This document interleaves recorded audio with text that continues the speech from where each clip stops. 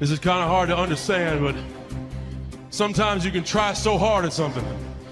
Sometimes you can be so prepared and still fail. And with every time you fail, it's painful. It causes sadness. Understand, my friend, is that you're supposed to fail. You're supposed to fail because failure is the stepping stone to success.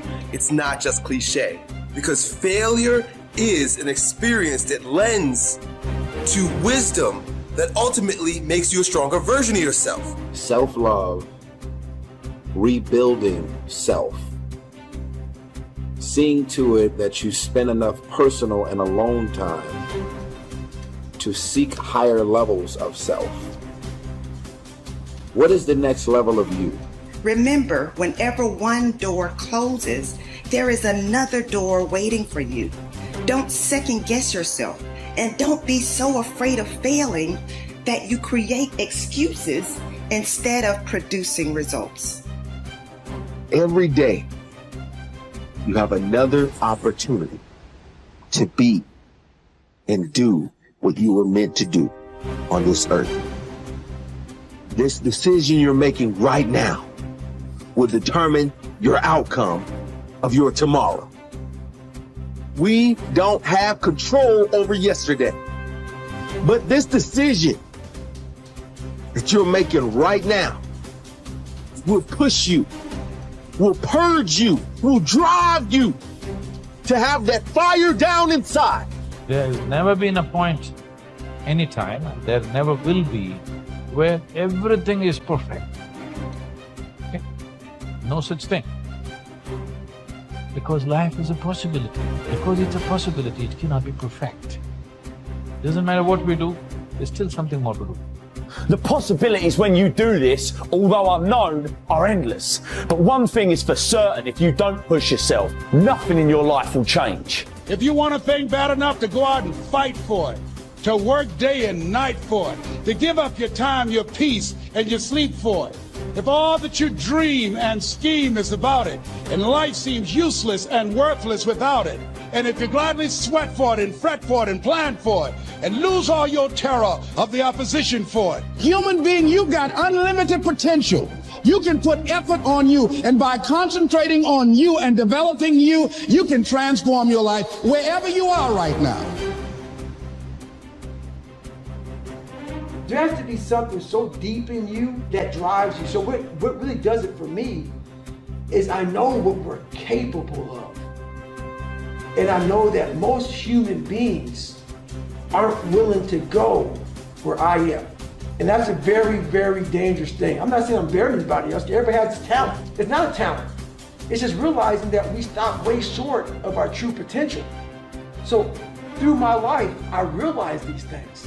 And I know what gives me fuel is I know that most people who are blessed with so much talent, great parents, great upbringing, didn't come from where I come from. They're gonna quit before me. Having all the tools that they have, they didn't have the ability to examine themselves. When you have everything so nice in life, it's great to have a great life, but what happens is you don't self-examine. You don't do a live autopsy. When you have a fucked up life, it almost forces you to do a live autopsy. It forces you to find strength from places that no one looks from. Because food is not at the ready. You know, I have a learning disability. It's not at the ready. I can't just pick up a book and start reading. Right. There's preparation behind everything I do. There's everything I do has to come with so much preparation. It's despicable. It makes me sick. My own personal life makes me sick. That's why I'm so disciplined now. Without my self-discipline, there is no David Goggins. Like, I can't stop reading. I won't be able to read tomorrow. I will lose it that fast. I cannot stop going to the gym. My mind is set up in a spot where, hey, the second I stop, it wants to stop.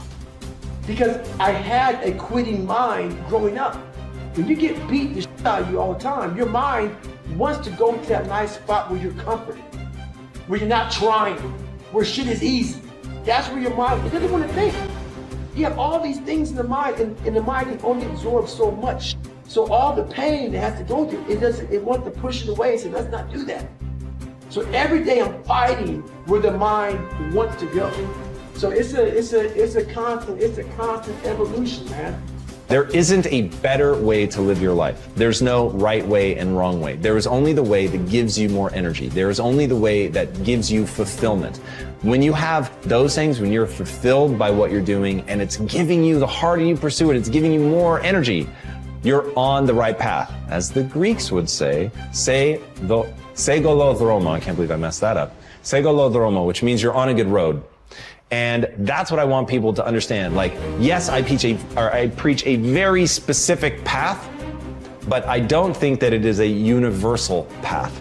And so the only universal path is to do the things that give you fulfillment and energy. So if spending time with your friends gives you that, then you should be spending more time with your friends. If dating gives you that, then you should be dating. So you don't need to want to be the best in the world at something. You don't need to want to make a lot of money. You don't need to want to be an entrepreneur. Like, they're literally just stand-ins. They're proxies for fulfillment and energy creation. That's it. Many people have had difficult experiences growing up. They have fallen onto hard times and become associated with the wrong people. They have behaved in ways that were illegal or socially unacceptable. Sometimes they have even been convicted and sent to prison for their crimes. But at a certain point in life, they decided to change.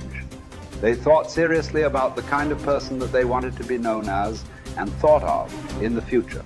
They decided to change their lives by changing the values that they live by. By making these decisions and sticking to them, they changed their lives. And what others have done, you can do as well. Remember, it doesn't matter where you're coming from. All that really matters is where you're going. If you were an outstanding person in every respect, how would you behave toward others? What sort of impression would you leave on others after you had met them and spoken with them?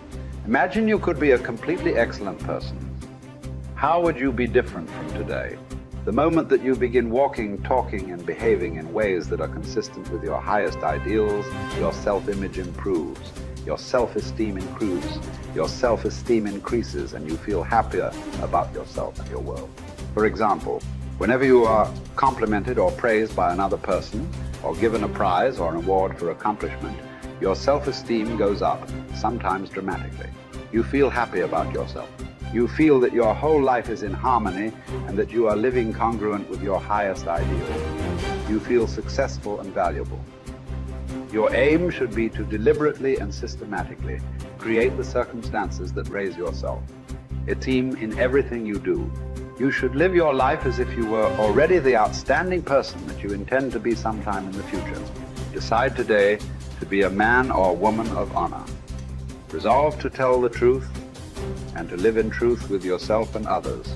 Crystallize your values in each area of your life. Write them down. Think of how you would behave if you were living consistent with those values and then refused to compromise them for any reason. Once you accept complete responsibility for your life and for everything that happens to you, and then create an ideal picture of your perfect future and clarify your values, you are now ready to begin setting clear, specific goals in every area of your life. You are now on the launching ramp and ready to take off toward the stars.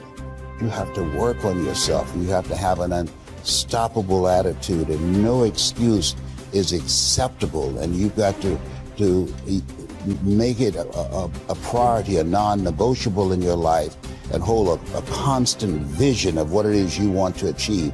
See it accomplished and go all out. Find a way to win in spite of the setbacks, in spite of the disappointments, in spite of your failures.